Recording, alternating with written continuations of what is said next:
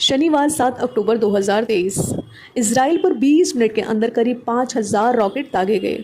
Israel को झकझोर देने वाला ये हमला फिलिस्तीन के टेररिस्ट ऑर्गेनाइजेशन हमास ने किया था। इसराइल ने हमास के खात्मे के लिए गाज़ा पट्टी की घेराबंदी कर जो तबाही मचाई है, उसकी तस्वीर दुनिया में चर्चा का विषय बनी हुई है। बीते सैटरडे को ताबड़तोड़ 5,000 रॉकेट को दागते हुए हमास ने इस युद्ध की शुरुआत की थी और अब लग रहा है कि इसराइल बदला लेते हुए जल्दी ही इस वॉर को ख़त्म कर देगा। इसराइल पर अटैक करना हमास के लिए एक बड़ी मुसीबत बन गया है। हमास के हमले का जवाब देते हुए इसराइल ने गाज़ा पट्टी पर बड़ी तबाही मचाई है। जंग जारी है, दोनों ओर से रॉकेट, बॉम्ब, गोलियां लगातार चल रही हैं। इसी बीच इजराइल डिफेंस फोर्स ने जानकारी शेयर करते हुए बताया कि देश के अंदर घुसे हमास के 1,500 आतंकियों को मार गिराया गया है। ठीक योम किप्पुर वॉर की तरह ही 50 साल एक दिन बाद यह हमला उसी तर्ज पर किया गया था। शनिवार सुबह इजराइल में हुए धमाके ने 50 साल पुरानी दर्दनाक यादें ताज़ा कर दी। योम किप्पुर के युद्ध में भी कुछ इसी तरह ही हुआ था। शबात यानी ज्यूस के छुट्टी के दिन फिलिस्तीनी चरमपंथी गुट हमास का ये हमला भी ऐसे वक्त हुआ जब किसी को इसकी उम्मीद भी नहीं थी। 1973 को हुई इस लड़ाई को अक्टूबर वॉर या फर्स्ट अरब इजरायली वॉर या फिर योम किप्पुर वॉर के नाम से भी जाना जाता है। इस लड़ाई में सीरिया ने गोलान हाइट्स की तरफ से और इजिप्ट ने सुएज कैनाल की तरफ से इसराइल पर हमला कर दिया था और तेजी से इसराइल के भीतर दाखिल होने लगे।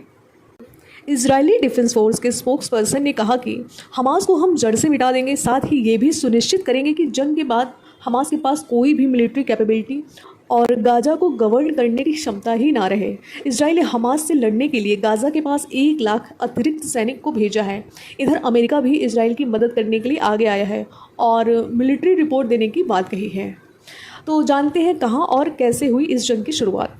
अरब इसराइल कॉन्फ्लिक्ट के कॉजेज़ में सबसे पहला जो कॉज आता है वो है रिलीजियस कॉज, यानी कि धार्मिक कारण। जेरूसलम जो प्लेस है वो ज्यूस, मुस्लिम और क्रिश्चियन तीनों के लिए बहुत ज़्यादा इम्पॉर्टेंट है।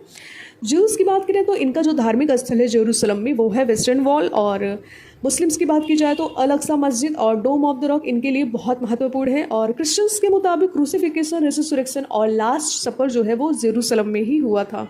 बात करेंगे दूसरे कारण की तो वो है क्षेत्रीय कारण। वेस्ट बैंक गाज़ा पट्टी के हक पर इसराइल और फिलिस्तीन के बीच जो कॉन्फ्लिक्ट है, फिलिस्तीन और इसराइल का ये कॉन्फ्लिक्ट कोई नया कॉन्फ्लिक्ट नहीं है, इसका ओरिजिन बहुत पुराना है। बात करेंगे इसके टाइमलाइन की तो 1947 में संयुक्त राष्ट्र के फैसले से इसराइल की स्थापना हुई थी।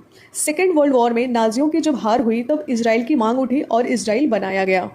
स्वतंत्रता की लड़ाई 1947 से 1949 तक चली, जिसमें इसराइल के खिलाफ 8 देश खड़े थे। उसके बाद 1956 में सिनाई वॉर हुआ, जिसमें इसराइल की तरफ से ब्रिटेन और फ्रांस ने भी युद्ध को लड़ा था। युद्ध जो है वो इजिप्ट के खिलाफ लड़ा गया था। उसके बाद 1967 में अरब इसराइल वॉर हुआ, जो कि अरब कंट्रीज वर्सेस इसराइल हुआ था, जिसमें इजिप्ट, जॉर्डन, सीरिया ने एक साथ मिलकर इसराइल पर अटैक किया था। 5 जून से 10 जून तक ये युद्ध चला था। इसराइल ने इजिप्ट से सिनाई पेनिनसुला, गाज़ा पट्टी के क्षेत्र को जीत लिया था। वहीं जॉर्डन से ईस्टर्न जेरूसलम, वेस्ट बैंक को जीता था और सीरिया से गोलन हाइट्स के एरिया को जीत लिया था।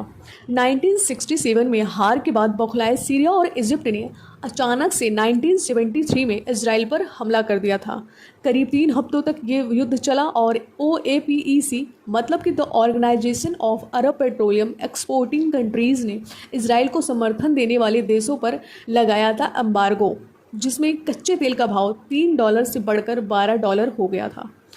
फिर 1987 और 1991 में फ़िलिस्तीन और इसराइल के बीच तनाव बढ़ने लगा था, जिसमें इजरायली शासन के खिलाफ कब्जे वाले क्षेत्रों में फ़िलिस्तीनों का विरोध प्रदर्शन, हड़ताल और नागरिकों की अवज्ञा के कार्यों में जुट गए थे। 1993 में होता है ऑस्लो अकॉर्ड, जिसमें इसराइल और PLO मतलब कि पैलेस्टीन लिबरेशन ऑर्गेनाइजेशन के बीच गवर्नेंस को लेकर अग्रीमेंट होता है। 2000 से 2005 के बीच में फ़िलिस्तीन की तरफ से कई हमले होते हैं, जिसमें हिंसा, सुसाइड बॉम्बिंग, मिलिट्री ऑपरेशन काफ़ी ज़्यादा मात्रा में बढ़ गए थे। 2006 में हमास ने फ़िलिस्तीनी लेजिस्लेटिव काउंसिल का चुनाव जीतकर गाज़ा को अपने कंट्रोल में ले लिया था। उसके बाद लगभग 2008 और 9 में ऑपरेशन कास्ट लीड होता है, जिसमें गाज़ा की तरफ से लगातार रॉकेट हमलों के चलते इसराइल ने मिलिट्री ऑपरेशन चालू किया। हमास गाज़ा के पास रह रहे इसराइलियों पर लगातार रॉकेट से हमला कर रहा था। जनवरी 2009 में दोनों की तरफ से सीज़ फायर का ऐलान हुआ था।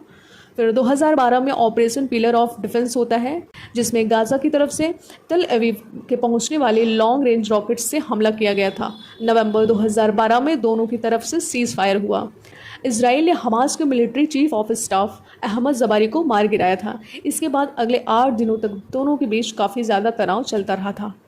टाइमलाइन में आगे बढ़ते हुए बात करेंगे 2014 में ऑपरेशन प्रोटेक्टिव एज की, जिसमें 3 इजरायली युवकों के अपहरण और हत्या से तनाव बढ़ा था। हमास की तरफ से लगातार रॉकेट से हमला हुआ था और अगस्त अंत में दोनों पक्षों में सीज फायर हो गया था।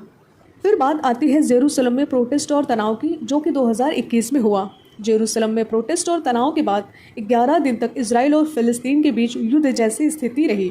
ये लड़ाई 2021 में लड़ी गई, जिसमें इसराइल के खिलाफ फ़िलिस्तीन हमास ने हमला किया था। साल 2023 के 7 अक्टूबर को हमास के हमले के बाद एक बार फिर से युद्ध शुरू हो गया है।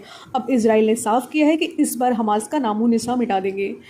अब हम जानेंगे हमास के बारे में कि हमास क्या है और इसका ओरिजिन कहाँ से कब हुआ। हमास एक फ़िलिस्तीनी टेररिस्ट ऑर्गेनाइजेशन है। 1987 में हमास ऑर्गेनाइजेशन एग्जिस्टेंस में आया। 1993 से 2005 तक इसराइल पर इसने कई आत्मघाती हमले किए। 2006 में हमास ने गाज़ा में तख्ता पलट कर दिया था। फ़िलिस्तीन 2007 से ही गाज़ा में शासन संभाल रहा है। हमास को ईरान से पैसा और हथियार जो है वो सप्लाई होता है। ये वेस्ट बैंक और गाज़ा पट्टी का प्रमुख राजनीतिक दल है। इनके राजनीतिक विचारों में उग्रता और हिंसा होती है। यूएस, यूरोपियन यूनियन और यूके ने इसको आतंकी संगठन घोषित कर रखा है। आज के लिए बस इतना ही। डिफेंस, जियोपॉलिटिक्स और इंटरनेशनल रिलेशन से जुड़े टॉपिक्स में अधिक जानकारी के लिए बने रहिए द डिफेंस प्रोफेसर के साथ। Thank you for watching.